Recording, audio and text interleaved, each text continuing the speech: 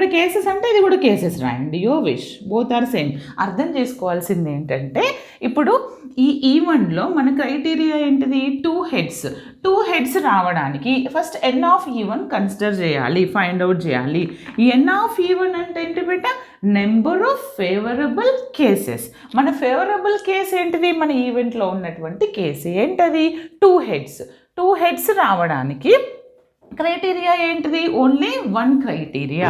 అంటే number of E ఎంత? 1.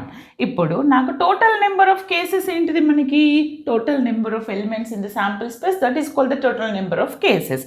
అంటే ఏంటిది? ఎన్ ఆఫ్ ఎస్ ఎంత? 4.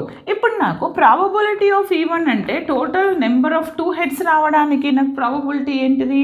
Number of favourable cases upon total number of sample space. ఇలా క్యాలిక్యులేట్ చేయాలి బేట.